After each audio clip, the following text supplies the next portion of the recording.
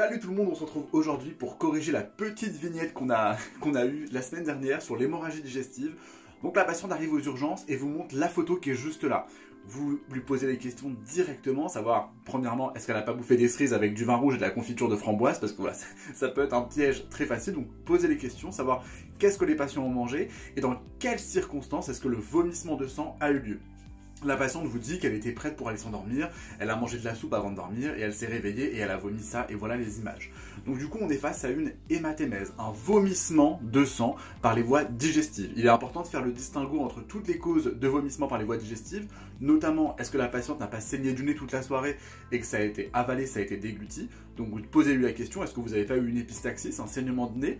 Regardez le fond de gorge, est-ce qu'il n'y a pas du sang qui arrive des voies ORL et qui vont dans le fond de gorge et que la patiente déglutit cette hémorragie-là? Premièrement, est-ce qu'il ne s'agit pas d'une hémoptysie? Est-ce que la patiente n'a pas fait que tousser pendant un gros moment et puis il y a eu du sang qui est sorti lors d'un effort de toux? C'est une hémoptysie et ça peut être dégluti et ça peut faire un faux saignement du résine digestive. Donc il ne faut vraiment pas se faire avoir, posez les bonnes questions à vos patients. Prenez le temps, si vous avez le temps, sauf si la patiente est en choc hémorragique, là on réfléchit, on pose des questions juste après, on agit en premier. Mais voilà, c'est important de ne pas louper les diagnostics différentiels. Cette patiente a fait donc bien une hématémèse, un vomissement de sang.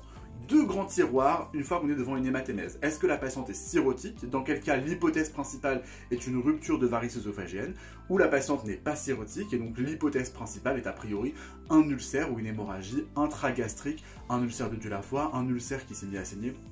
Plutôt ce genre de choses-là. La patiente vous dit finalement en consultant son dossier médical et avec l'interrogatoire qu'elle est cirrhotique et qu'elle prend même des médicaments pour sa cirrhose, notamment des bêta-bloquants non cardio-sélectifs. Donc dans votre tête vous vous dites tiens, hémorragie digestive haute chez une patiente cirrhotique, on part dans la lignée rupture de varices œsophagiennes. Quels sont les traitements à mettre à partir de ce moment-là chez les patients avec une rupture de varices œsophagiennes? Premièrement, des IPP. Deuxièmement, de la sandostatine. Troisièmement, une antibiothérapie prophylaxique avec une C3G en général qu'on met par les voies veineuses, 1 gramme par jour. Ça suffit largement dans l'hémorragie digestive haute chez le cirrhotique. Pourquoi l'antibiothérapie? C'est très important, car lorsque les varices œsophagiennes, donc les veines qui se sont déposées dans l'œsophage sur terrain de cirrhose, sont rompues, il y a un très haut risque de translocation bactérienne. Donc des bactéries du tube digestif passent par ces veines-là et vont dans la circulation générale. C'est hyper important, n'oubliez pas l'antibiothérapie du coup, les IPP parce que les études ont montré que ça favorisait la cicatrisation, et deuxièmement la sandostatine pour lever l'hypertension portale et permettre aux varices de se résorber et d'arrêter de saigner de manière active. Ce qu'il faut faire aussi de manière très rapide, c'est une endoscopie digestive dans les 6 à 12 heures après l'admission aux urgences. C'est ultra important et le pronostic vital des patients en dépend. Cette patiente-là a été du coup transférée directement au DShoc avec une endoscopie digestive sous anesthésie générale et intubation orotrachéale. C'est hyper important de protéger les voies aériennes de vos patients en les intubant, donc en mettant un tuyau dans les poumons, de manière à ce que si pendant l'endoscopie ils revomissent du sang, il n'y a pas de risque d'inhalation. Lorsqu'on a fait l'endoscopie digestive chez cette patiente, on a retrouvé les images que je vous mets juste ici.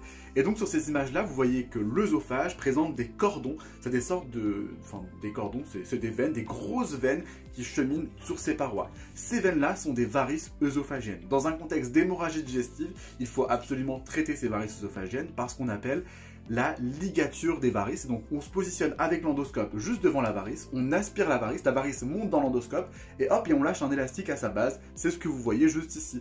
Et donc de cette manière-là, on ligature les varices, on ferme les varices et on diminue le risque de saignement. Pour la team D4, il ne faut pas oublier que les patients qui sont avancés au niveau de leur cirrhose, donc une cirrhose child B8 ou plus avec un saignement digestif sur des ruptures de varices œsophagiennes. Certes, il faut mettre des élastiques pour arrêter les saignements, mais aussi, il ne faut pas oublier le tips précoce pour lever l'hypertension portale, mais ça, c'est un peu pour les pros de la gastro-entérologie. Voilà, j'espère que ça vous a plu. Vous avez les images clés que je vous remets dans les suites, comme ça vous pourrez les regarder, que ce soit l'hématémèse, bon, ça c'est pas très ragoûtant, mais aussi les varices œsophagiennes, ainsi que les ligatures de ces varices œsophagiennes.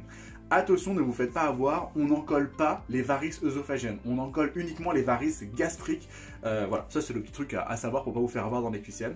J'espère que ça vous a plu, on se retrouve la semaine prochaine pour un autre cas un peu plus axé Mickey cette fois-ci.